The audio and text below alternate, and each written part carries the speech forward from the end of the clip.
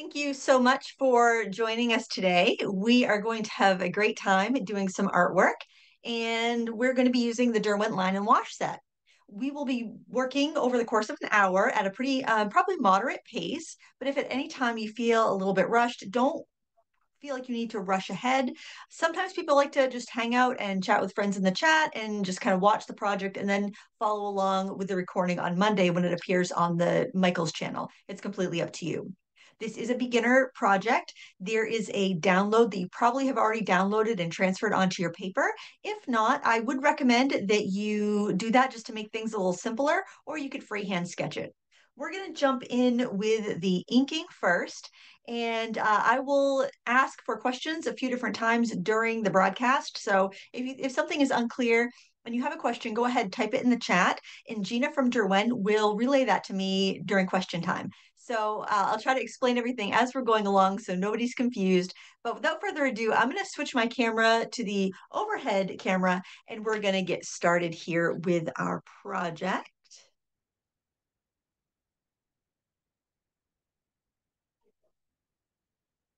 All right. So, well, when I'm doing my inking, I like to have my paper just kind of loose. And I'm working on a watercolor greeting card. Now, when I get around to wanting to paint it, I'm going to clip it onto this little piece of cardboard so that it doesn't buckle on me. I'm going to be using the .03 size pen that comes in your Derwent Line and Wash paint set. And we'll also be using the water brush that comes in that as well. You'll also need a paper towel to blot your brush. But for now, we're going to start with our pen. The basic outline is already transferred onto my paper. And I'm just going to start. Basically, I'm going to start with the top and work my way down. That way, I don't have to worry about resting my hand in ink. And I pushed my palette out of the way a little bit so I have some room to work. So what I like to do first is outline a shape. And you're going to see that we've got this ruffly edge. And if you want to add more ruffles, you can add more. And if you want it smoother, you can make it smoother. It's all really your preference. I try to work in like a continuous line each section if I can.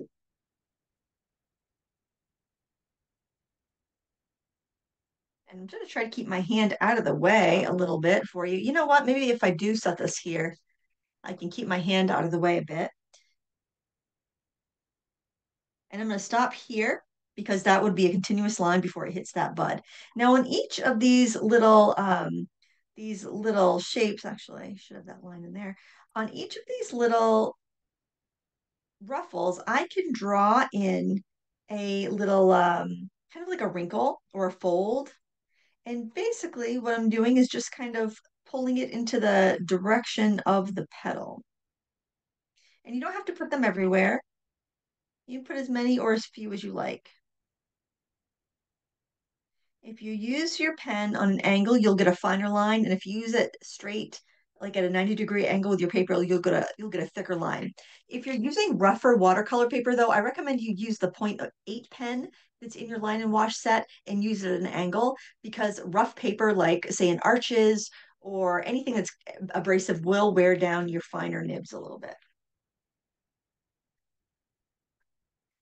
Then I'm just gonna work my way around. Now here we've got a smooth edge. We don't want to put a ruffle on the edge of that bud because there's not a ruffly edge. That's kind of a tightly packed um, shape. So we got smooth edges there.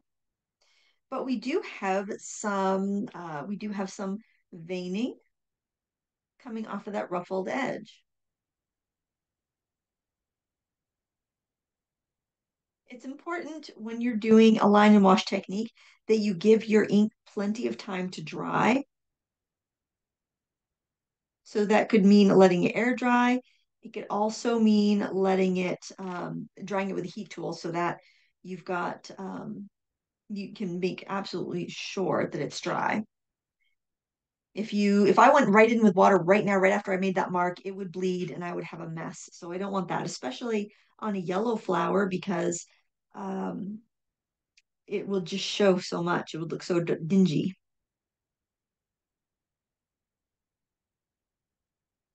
Try to keep this in one continuous line if I can. But if you need to stop, try to stop at an area where you're kind of changing direction just so it doesn't look awkward.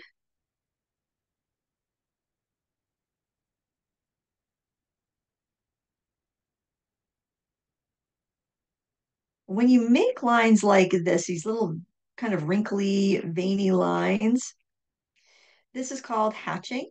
You can increase the density, like put a few hatch lines together. Say I want to show a shadow. I could put some hatching lines close together to give me a little bit of a shading and density. Or I can just use them sparingly, kind of like I have, just to give it a little bit of direction and a little bit of detail. I'm using it on the edge and I'm getting a finer line. Now I also want to show the shape of this front petal. So what I'm going to do is I'm going to have kind of a bit of a curved hatching line. I'm using the edge, so it's really faint. And then as I get to the center, I'm kind of doing more straight lines. And then as I work around to the other side, I'm curving it the other way. And it will kind of make it look a little puffy in the middle.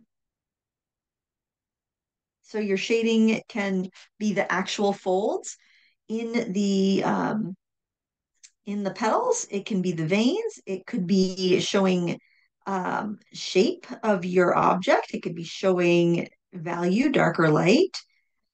You could do this with just a pen and you could do only shading and not do any color. And, just some of the options that you have with your materials. Sorry, Lindsay, I am going to ask one question real quick. Yeah, Um, Somebody asked if it makes a difference if you outline after you've done the watercoloring paint. you can do either. Okay. It's totally up to you. Sometimes, like in our last Michael's class, which you can find on their YouTube channel, we did that seascape and we did our fine lining last because we used some of the graphitin pans and we used our paint thicker. And because like graphitin has a little opacity, we wanted to do our lining last. Otherwise, it would get muted by the layers of paint. So yeah, just it's totally up to you. Sometimes a painting just doesn't feel like it has enough structure for me and I decided to excuse me add lines at the end because it the paint on its own just wasn't getting me the results that I wanted. So yeah, totally up to you.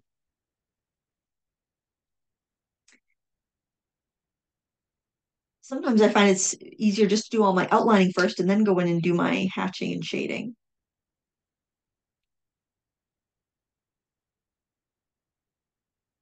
I'm a big believer in sharing what you know. And a project like this is something I would teach at my local library. So, and I give permission to anybody who wants to share one of these projects in your local library, share the love of art, please feel free. I think that this a project like this is such a great way to get started in watercolor because you have a pattern to go by, and you have a little bit of structure, and it's just a really kind of a project that gives you a nice win right off the bat. So I get asked that sometimes. Is it okay if I do your project with my library group? Absolutely. Now, as we work down onto the uh, our stem here, we've got this hip of the flower where all the petals are kind of growing out of, and it almost has like a little bit of an onion skin type texture. So I'm going to put in a bunch of curved lines to kind of show how that the sheath is kind of wrapped around.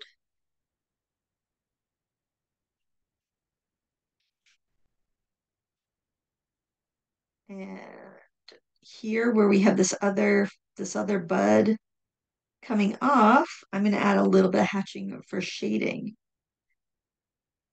Now, when you add another layer of hatching lines over top in a perpendicular direction, that's called cross hatching. That's really great if you're just going to do the pen and ink and no watercolor. But I think it's a little heavy for this application, so I'm just doing diagonal hatching. And when we curve our hatching lines, that's called contour hatching because it's helping us show the shape of our object. The best thing you can do for your artistic ability is to practice your drawing, and you can do that with whatever you have on hand. All right, I'm going to do each of these little segments here on the bud. Now, don't worry if you go off of your graphite lines or your pencil lines because you can go and erase them after. So if you think, oh, I wish I drew it like this, go ahead and draw it with your pen the way you want it, and then erase the pencil lines later. The transfer paper is a little bit more tricky to erase than pencil lines just because it has a little bit of a wax that binds it to the carrier sheet. But you can lighten it up quite a bit. And then by the time you put the paint on it, you're not going to see any pencil lines.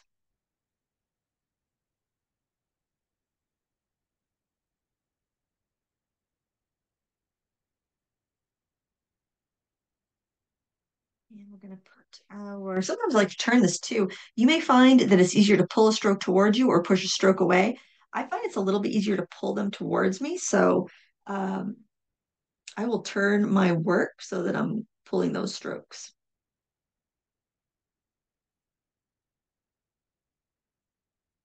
So just be comfortable when you're working.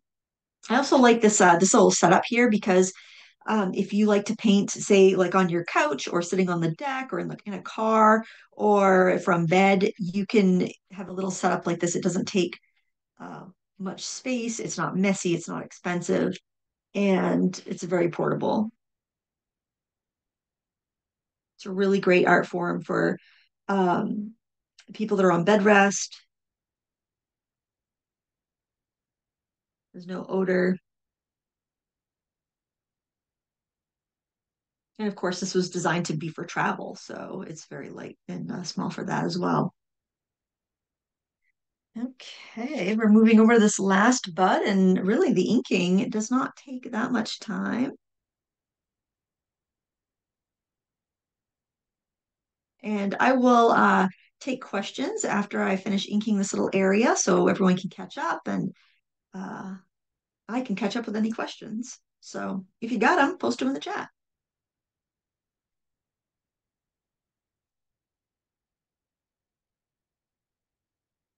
A nice resource. Now, I took a photo at a botanical garden to get this picture, but some really nice resources for this type of artwork to do pen and ink with would be seed catalogs, or you can even look up public domain botanical etchings and vintage botanical clip art or public domain botanical clip art, and you can find some really great um, artworks to draw from, or even trace if you don't like to draw. It would work really well for this technique.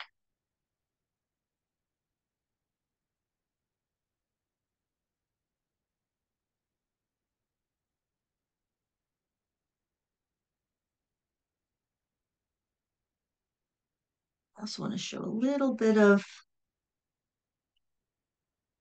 direction back there because we do have some petals in back there. Um,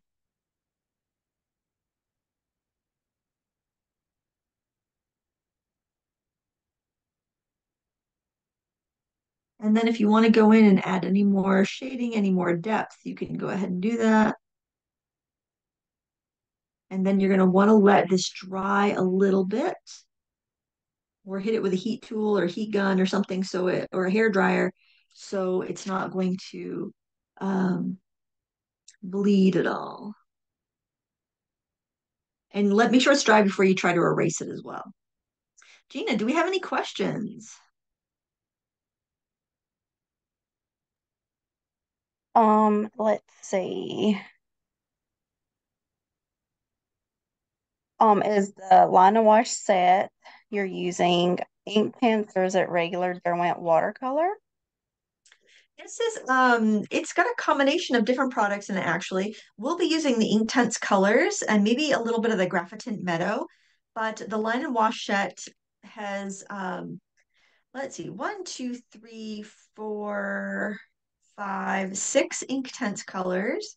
It has one, two, three, four Graphite colors, and it has um, two pastel colors. So it's got a variety. Here you can see the actual swatch of what the colors look like. Um, so yeah, it gives you a little bit of everything. But if you already had the Derwent Inktense and you already had the Graphitin, you already had the pastel kits, then these would be duplicate colors. So, you know, sometimes you like to try little bits of this and that, and other times you want to have the full set of everything. It just, depends on what you want. Yeah, and then a couple people asked if you can just use a regular pen for the tracing. Um, for the tracing, if you mean transferring the pattern onto your paper and you're drawing over the pattern and using graphite paper, it doesn't matter what you use to trace. But for the pen and ink work that we just did on our good paper here, oops, I missed a line. You will want to use a waterproof pen. So any waterproof pen, if you don't have a waterproof pen or you're not sure if your pen's waterproof, you can test your pen on a scrap of paper, on a scrap of watercolor paper, draw a little squiggle, let it dry, and brush water and see if it bleeds. And if it bleeds, then it's not waterproof. But you can still do this, but you'd want to do your watercolor first and then do this whole thing we just did here at the end after it's fully dry.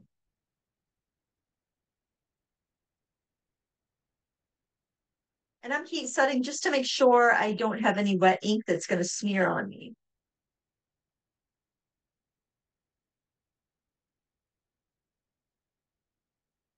And I like to heat, if I'm going to do that, I'll heat the back side of my paper too, and it just prevents warping. And I'm going to erase my pencil marks. Were there any other questions?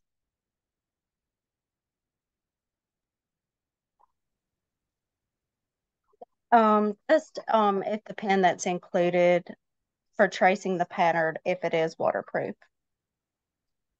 Yes, the pens that come in the set are both waterproof. It's the Derwent Line makers. They are also available open stock. So if you already have paints you're happy with and you just want the pens, you can buy these individually or in packs, I think of three of different sizes. So um, lots of options there. When I'm brushing off eraser crumbs, I like to use a soft brush and I'll brush them over my trash can just to prevent a huge mess, but that keeps oils off my paper. And it's summer, so we wear sunscreen and whatnot, and we get, it's really easy to get grime on our paper. You can tape this down if you want to onto a board or onto your table. I'm gonna just clip it here because I'm not painting the background. Sometimes it's fun to tape a nice, even, neat masking tape border around and paint in a background because it gives you a pretty frame. But since I don't plan on doing anything to the background and I'm not going to get this super wet, clipping is going to be absolutely fine. And don't feel rushed. Remember, there'll be a replay. So if you're still working on the inking, enjoy doing the inking and catch up on the watercolor portion later. So when you get this set, your brush is going to look like this.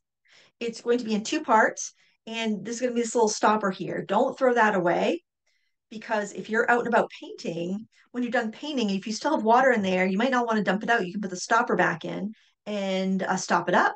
Or you can also carry your water that way to your painting location. Now, this is full, but to fill this up, you just put it under the sink. Or something I like to do is I will save any little squeezy bottle. Like this is from my hair color.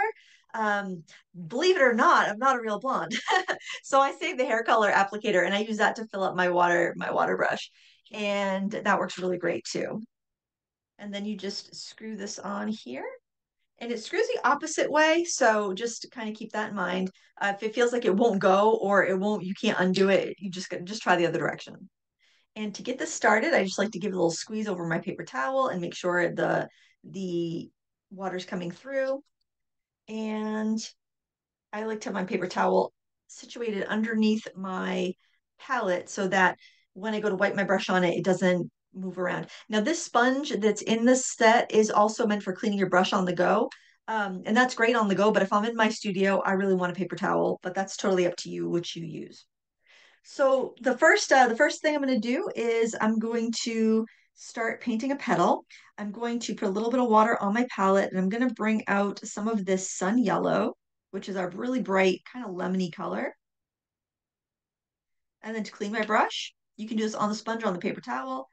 I just squeeze out a little water and wipe it off. Now I'm going to grab some mango, which is this kind of more orangey yellow. And I'm just going to put it right next door here. And I'm going to wipe off my brush. Those are what we're going to need at first. So I'm going to start by, this is a pretty simple petal to paint. And don't worry if your brush has a little bit of residue on it. I'm just going to go ahead and wet this entire petal first. Now with ink tints, because it does have a little opacity to it, we don't want to use it really thick. It's very strong, but if you use it thickly, it gets kind of opaque. So you don't need much paint in order to do this project. And this set is going to last you a long time. So especially if you're doing techniques like this, where this is how bright you're making um, your color. Now, another thing about ink tints that's different from watercolor is that it's going to be permanent. When you have it diluted like this, you're not going to be able to lift it back up once it dries. So say you're painting this, let's say you paint this and you've got it all pretty much the same color and you wanted to have a highlight in the center. You wanted the middle of this petal a little bit lighter. With watercolor, even if this was dry, you could go in and scrub it back and lift out a highlight, but with ink tints, you can't. So you want to have your paper towel handy. Say I want it lighter in the center, I'm just going to blot it now and lighten that up now, because once it dries, it's in the paper. You can use those ink tints paints on fabric if you want to. I'm going to add a little bit of the mango to the edges just to give it a little bit more shading.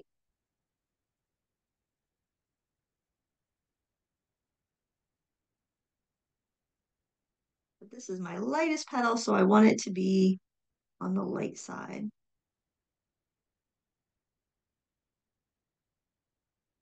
The reason I'm not just picking it right up from the pan is because I don't want to get too much. It's a very strong color and it's a very strong product. Okay, so while that's drying, I don't want to work on another petal that's touching that. I want to kind of skip around a bit. So I'm going to go ahead and wet this petal here. My brush is a little bit dirty, but it's just for that yellow, so it doesn't really matter. I'm just going to go ahead and wet that with this brush because what's on the brush itself is going to be lighter than anything I'm going to paint it here, so I know it's fine. If I was switching colors, I'd want to wipe my brush off on the paper towel.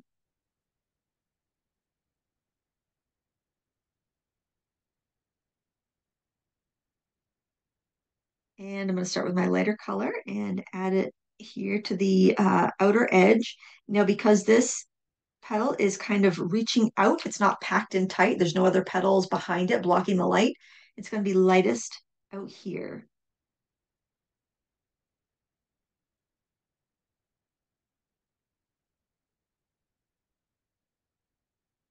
And then as we work inward, we're going to get darker. So I'm going to grab some more of the mango color. I'm going to add that underneath this little turned petal and in towards the center of the flower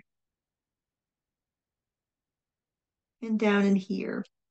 Now it gets a little shady in here because it's kind of tightly packed. And so I want to make a little bit of a shadow. You just got to be kind of careful that you don't get mud. And mud is when you get like a neutralized color that you don't want. So what I'm going to do actually is over here, I'm going to take a little bit of the poppy red and a little bit of the bright blue and make myself a purple. It's going to get grayed down because I already had some yellow on my brush. I blot off my brush to make sure I don't have too much on there. And I'm going to add some of that in here just to give me a little bit of a subtle shadow. It'll be a little bit brownish, but it's going to be natural because we're using the colors that we have in this petal.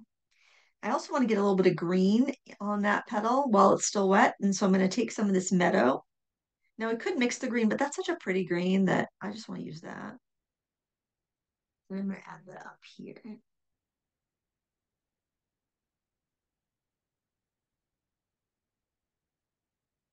Now, as you observe things that you want to paint, you're going to start noticing those little subtle color undertones.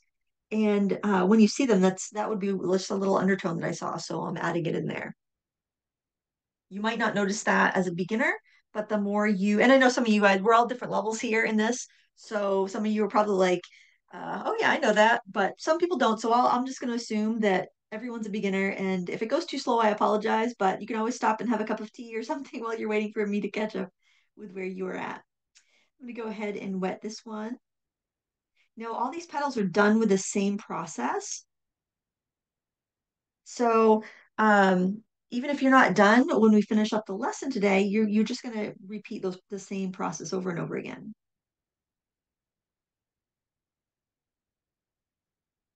Now I've got to be careful there because that's still wet.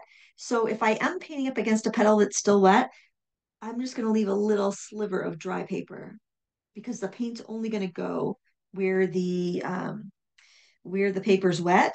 And having those little slivers of white is that's called sparkle. It gives it a little bit of lightness and airiness and is really pretty in watercolor.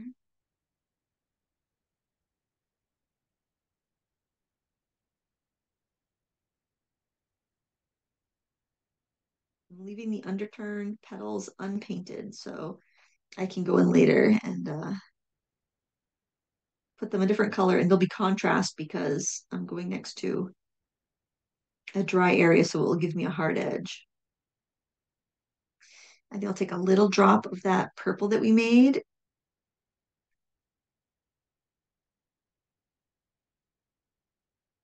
If your brush is feeding out too much water, what you can do is empty the brush and use a little cup and dip the water brush in a cup of water. So, because water brushes do feed water as you're going, so you don't need to keep squeezing.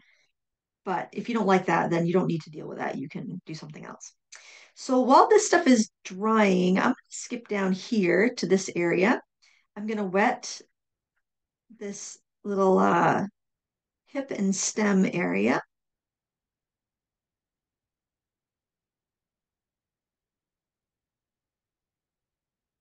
And if you're not sure if you've got it wet or not, what you can do is kind of tip it to the light and see if you can see it shine. Now, you might not be able to see it on the camera very well, but you'll be able to see it on yours in real life. If you see it's not shining, then you need to add a little bit more water. And when you have that kind of satin sheen there, that's going to allow your paints to blend, but not flow crazy out of control. I'm going to mix up a little bit more of that purple, but I'm going to try to get it a little bit cleaner looking. Oh, I like that. A little bit more reddish too. And I'm going to add that right up here underneath that petal. And then I'm going to grab a little bit more blue. Add that right under it. And then transition into the green.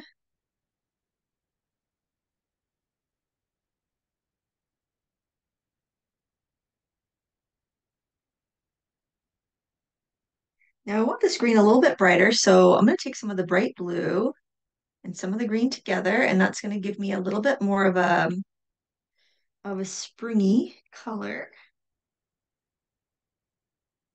If you just want to mix your greens with the yellow and the blue, that's fine too.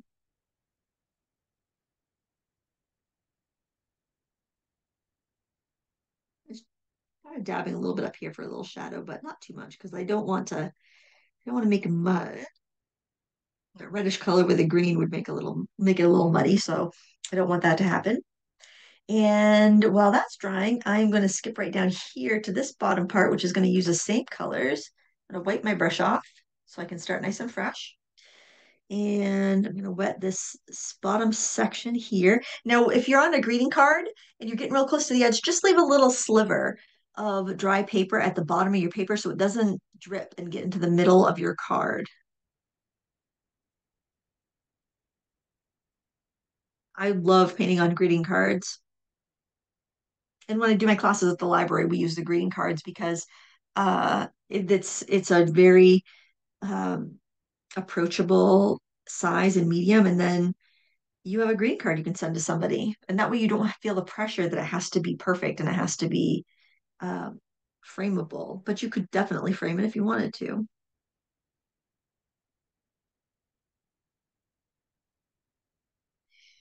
All right, now I'm going to skip over to our yellow bud here, and I think I'll start right here with this part. Wetting the petal first. I go in with my lemon yellow or sun yellow, rather. Then I'm going to pick up some of the mango.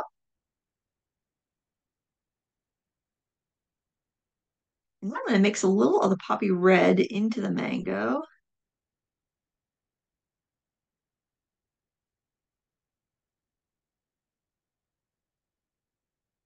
And just do that ruffly edge and let it kind of bleed together. Little bleeds, these make us so pretty. don't fuss with it too much. Once you get the paint down, just try to move on to another area so you're not tempted to mess with it. And then I'm going to go to this one here because it's not touching anything that's wet. And I'm going to do the purple. I'll make a little bit more purple here. I'm going to do the purple to green. Oops, too much water there.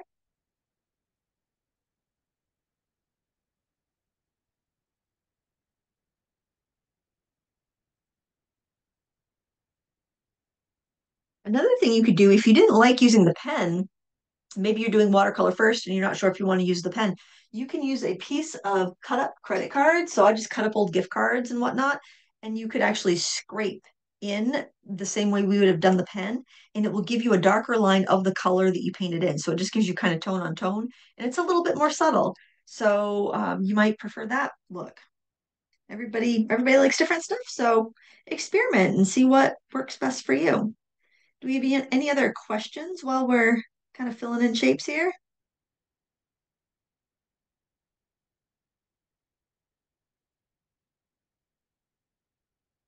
No questions?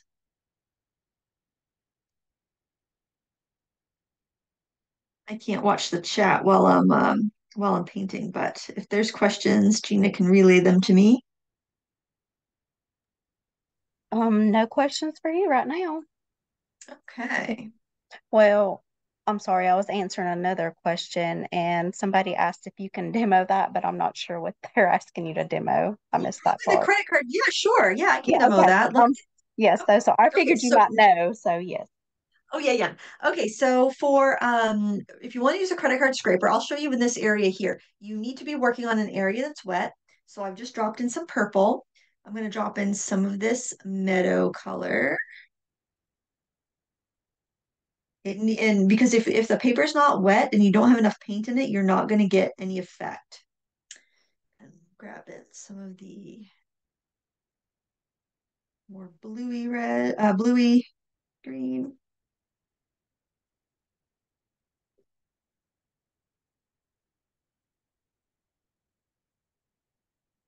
And so you would do it just like you would using a pen.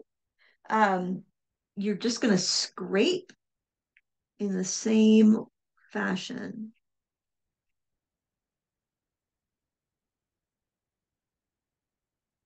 And it'll start to show up as the paper dries, but it's just going to be more subtle. I'm going to see in my sketchbook if I have an example. Yes, I do have an example right here on this poppy.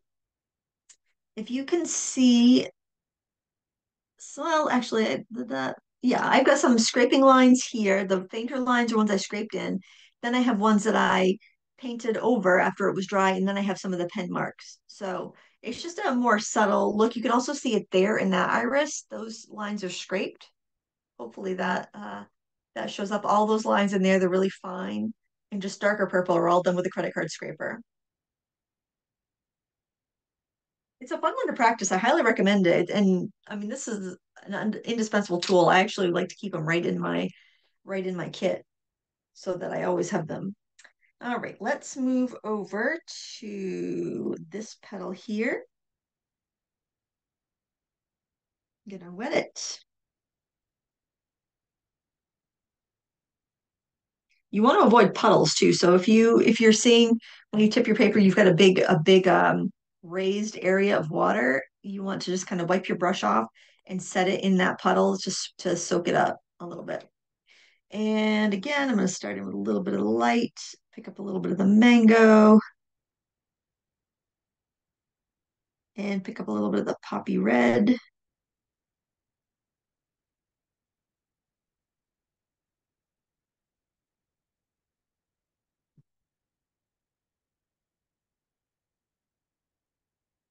Wipe off the extra water. And your paints get a little bit lighter as they dry when you use a lot of water, so just kind of keep that in mind. And but we'll also go over with some glazing too, which is when we put like a little bit of more color here and there as needed. All right, so if you're wondering if your paper is dry, what I like to do is make sure my hands are clean, and then I just lay my hand on the paper.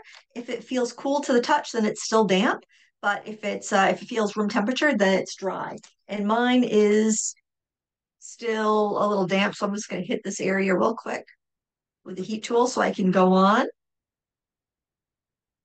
Don't rush it. If you don't have a hair dryer, just take your time or work on an area that's not touching anything that's still wet. I think I'll go over here to this section. And it's the same thing. We're wetting the area. I'm going to go in with my lightest yellow first.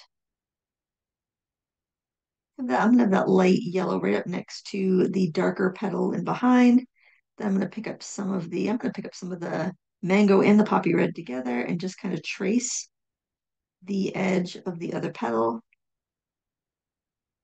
Maybe a little bit more of that red. I like sneaking in a little bit of that red.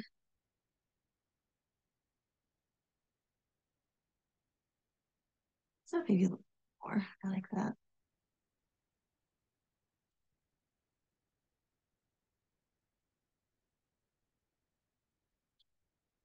Glazing with these is really nice because you can keep layering up without lifting what's underneath.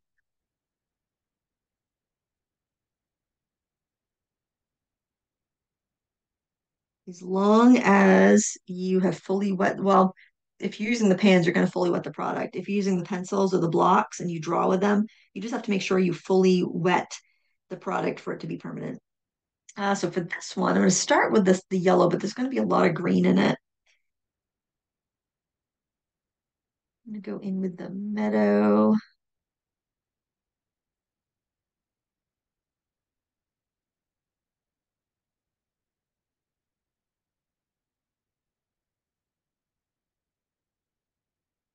I'm going to put a little of that purpley color to the top, but definitely clean your brush before you pick up the purple.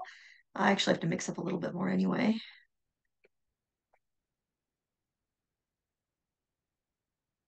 Blot my brush because I have a lot on there. Um, yeah, clean your brush when you're going from opposite colors or very different colors so you don't end up with mud. Yeah, I'm just looking to see if I need purple on anything else because then I could do that while my brush is still full of it. Yeah, I could do that right in here. I'm just going to fill this area in with more of that purple color. If you're doing this with the full Inktense set and you have purple and you want to use that, that's fine. Just make sure you know how strong it is and you're comfortable with mixing it and stuff. Because purples can tend to be really strong when it's like a single pigment or when you're doing a pan of purple that can be really overwhelming if you're not careful. I'm going to drop in a little bit of green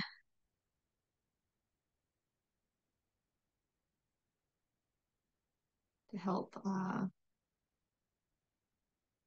kind of make it be part of this flower, and then I'm going to do a little bit of yellow.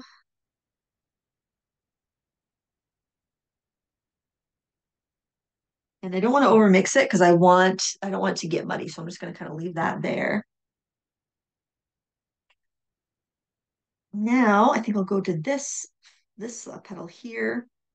Get a lot of colors in this one, and there's a lot of shadow. Plus, it's close to the hip of the flower, which makes it have a little more green in it. I'm going to start with my yellow. I like to start with yellow first because it's the lightest and the weakest of the colors.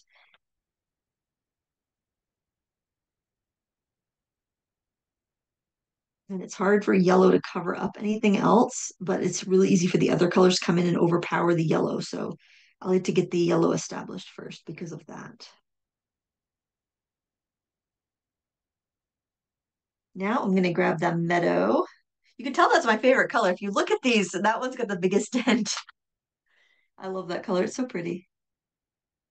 I like to scribble it on my palette before I bring it to my paper because sometimes you end up with a lot of paint on there and you don't realize it on your brush, and it can overwhelm, and then you got to remove it off your paper. I'm going to grab some of the other green that we mixed, which was the meadow plus the bright blue. Now my brush has too much water in it, so what I'm going to do is just kind of blot my brush and then spread out what I have.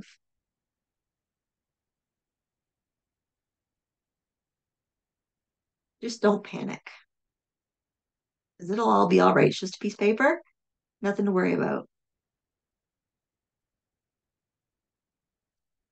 Now I'm going to grab a little bit of that purple that we mixed and add it right here into the deepest shadow area.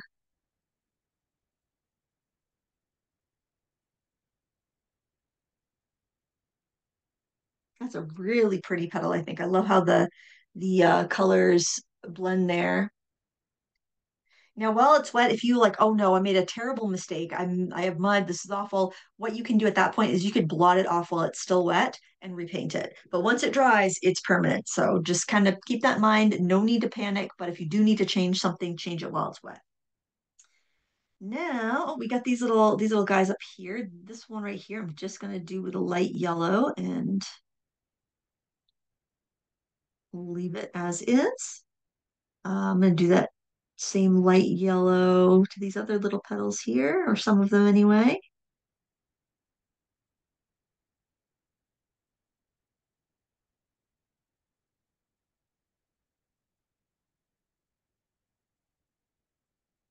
This one, I'm gonna start with light yellow and add some green into it.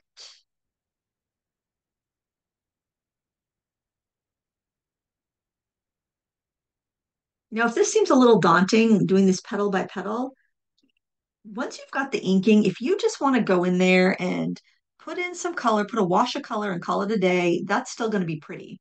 So don't feel like you need to do this much work if you don't want to. Maybe you're really passionate about doing the pen work, but you don't really care about the painting that much. Then don't do the painting. Do just do the pen work. There's nothing wrong with that. We all have our own preferences and our own style. This guy down here, we're going to start with the light yellow kind of in the center. And then we're going to do the mango on the outer edges to give it some depth.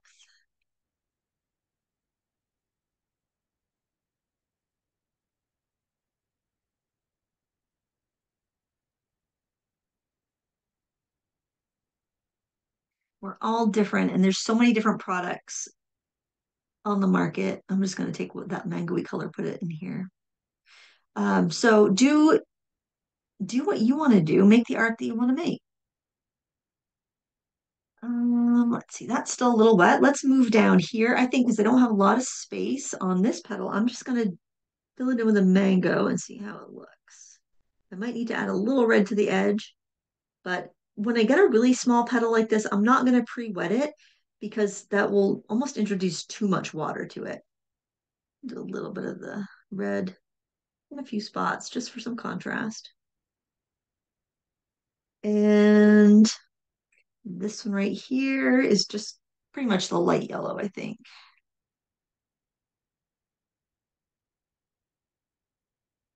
If you want it, if you were like, if you really like to use your resources wisely and you don't like to waste any pigment, something that you could do is you could take a scrap piece of watercolor paper. Maybe you had a painting that you didn't like very much. Use the backside of that watercolor paper and you could clean your brush on it. And because I mean, look how pretty that is. You could do that onto a piece of scrap watercolor paper and then bam, you got a postcard that would be a really pretty greeting card. I'm gonna add a little mango to this because that yellow looks a little uh too lemony. Or you could wipe your brush off onto white butcher paper and use it for wrapping paper or something. There's lots of different things you can do to minimize your waste in the studio. I'm going to do this right here, kind of that purple color. I might drip a little bit of green into it.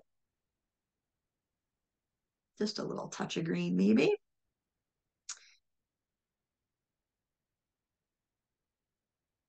And clean my brush. We'll head on over here where we have a little bit of a complex blend. I'm just going to add a little bit of water in the center just to keep my paint wet enough. I'm going to start with my light yellow, the sun yellow, kind of really close to that ruffle, the ruffle from the other flower that is, and all the way to the bottom. I'm going to grab a little bit of the mango, add that right in next to it. I grabbed some of the poppy red with my dirty brush because it just had the mango on it. Kind of trace the edges of the ruffle of that petal.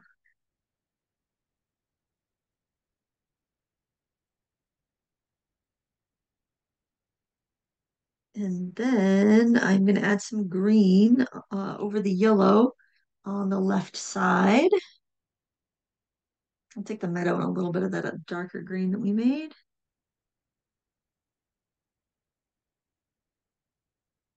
And you'll get the hang of when you need to blot your brush. Like I'll just feel that, oh, that's feeding out too much water and I'll blot the brush. But that can be tricky. So if you don't, if the use the brush dry, empty it out and just dip it into a cup if that's bugging you. Because I notice you kind of have to be a fast painter when you use a water brush.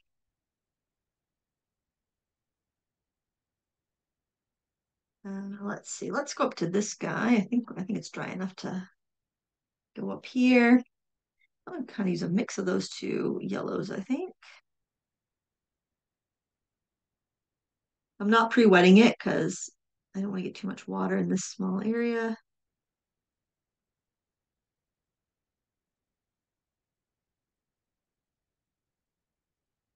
I'm gonna add a little bit of poppy red towards the bottom.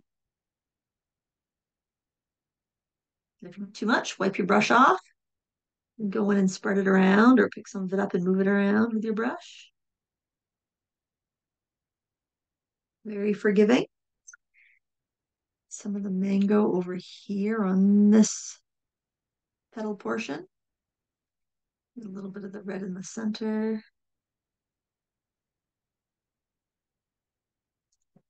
And we can bring a little bit of that over here too. Now you can do this with other colors. You don't have to do a yellow iris. So, take that pattern, transfer it on another greeting card and try it in another color.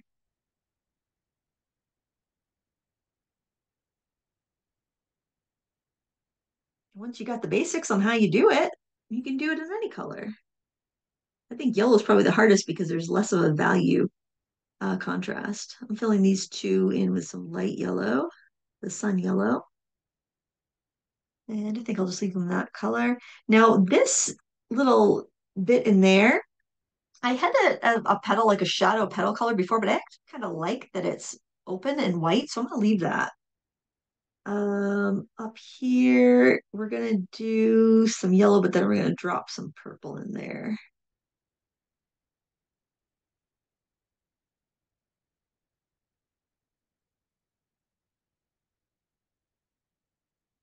All right, and our last little segment here, we're going to now this one's a little complex because we have three colors in it. We've got yellow, green, and red. So the effect we want is the colors kind of gently blushing together, but not turning into mud, not over mixing and turning into mud. So we need a little bit of water on there, but we don't want it like sopping wet. I'm going to start with my lightest color, which is the light yellow, the sun yellow. And then I'm going to mix some green because that will be a little bit more of a vibrant green. So I'm going to do the yellow and the blue for that green and add that down here.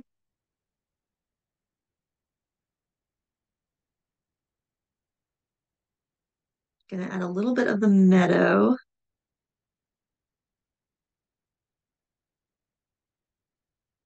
And add a little bit of the red.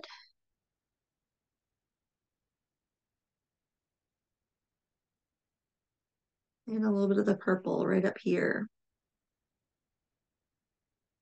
And if it's bleeding too much together, then you wipe your brush off and you go pick up where you see you're starting to see any browning. And I think I want a little bit more red in there. Just dab it in. There. I really like the way that looks. Okay, at this point you want to dry your paper or let it dry if you're patient. I'm going to give it a quick blast with my heat tool. Are there any questions waiting to be answered right now, Gina? Just one. They asked if you can use this paint with watercolor medium. With watercolor medium, well, I think it would depend on the medium that you want to use it with. Just regular watercolor medium, I think would increase gloss and transparency, and that should work fine. It is a water-based product, so I mean, theoretically, it should work with any of your water-based mediums. It's just down to whether it's going to give you the effect that watercolor would give you. For the most part, I think it would. Like if you mixed iridescent medium in this, it would make it sparkly because it is a transparent product, but it's not as transparent as watercolor. So it'll be a little bit different, but it should work. Any others? That's it. All right. So now what I'm going to do is add a little bit more depth into some of these areas. So I've got a mix of the mango and the sun yellow here. And I'm going to go through and on some of these, next to some of these veining areas, I'm just going to go through and add like strokes with my brush that are similar to what I did with a pen. And I'm going to skip around because as my brush gets kind of used up, as the pigment gets used up, it's going to be replaced with water. So I start with the areas where it's a little bit stronger and I put those bolder marks in first. And then as the water works through my brush and starts to dilute the paint, then I'll go back and I'll soften any edges I need to. I'll put in my lighter areas and just kind of work around like that. A little goes a long way with this paint though, so just kind of keep that in mind. Now it's starting to run out. So now I'm going to go back and soften some of those first lines I put in.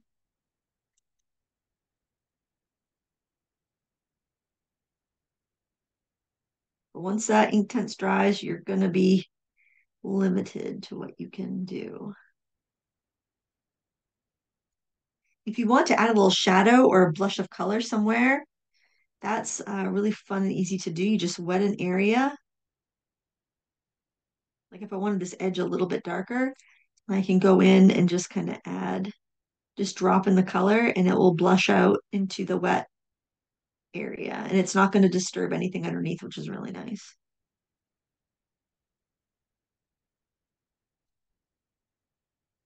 I think I might do that up here as well. Now this, I mean, this is really, you don't have to do this addition. It's completely optional. I'm going to take a little bit of the mango and the red.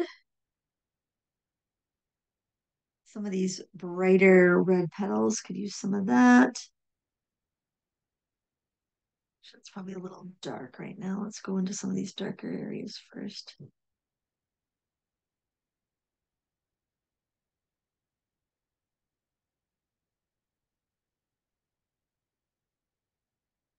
And you do have to, if you're going to skip around like this, you do have to work kind of quickly so that it doesn't dry on you and stain the paper before you get to it.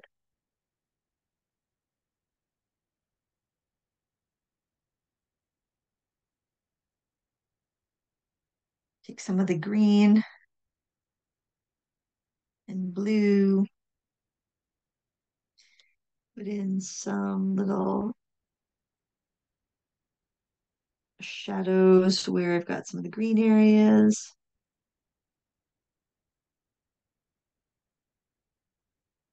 This is kind of a seasoned taste type of thing. Um, I like a lot of contrast, but if you don't like as much contrast, then don't do it. It's important that you have artwork that you're happy with and not that it looks exactly like mine. Y'all like different stuff, so make sure your art is what you like.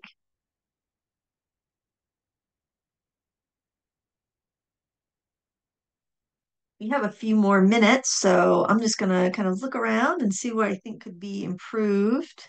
Sometimes I just want to brighten up a color too, and I'll just go back and you can go over darker colors with your lighter colors. Like if I want something to be a little bit more glowy, I can go in with a little bit more of the sun yellow, and it's not gonna, it'll lay a glaze over something. It's not going to mix in with what you have underneath.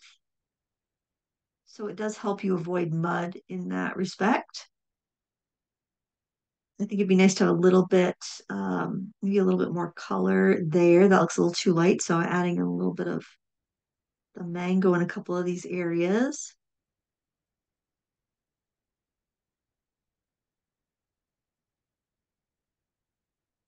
Add color, soften it out.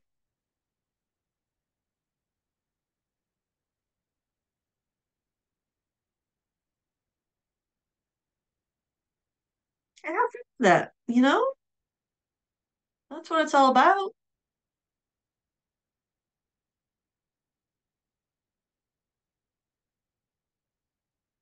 Make it work for you. Use the techniques you like the look of. But just keep in mind, if you build up too much, the it will start to get a little opaque because Inktense does have some opacity, and that graphitin, that meadow green, does have some opacity, which means that it kind of blocks the light and then it will cover up your lines a little bit. But that pretty much does it. You can sign your name.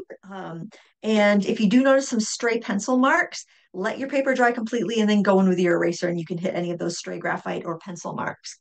I'm going to go back to the front facing camera here and see. And if anybody wants to hold up their artwork so I can sneak a peek if you're done, I would love to see. Oh my goodness. Wow. You guys are fast. Oh my goodness. Oh, wow. That looks great. Oh, just give me a moment. I've got so many to scan through. Oh, wow. Oh my goodness. I can't believe how many of you guys finished this. No, I'm wondering, can you guys see each other's artwork? This is so inspiring. If you want to, I'm on Instagram at Lindsay Wyrick, and you can also tag um, Michael's at Michael's Stores and Derwent US. And we would all just love to see these even closer up because, oh, they look so good, but I can only see them on little tiny squares. Wow, guys, I am so proud of you. You're all doing so wonderful. Oh my gosh, you guys, you're speedy. You're so speedy. Thank you so much for sharing your artwork.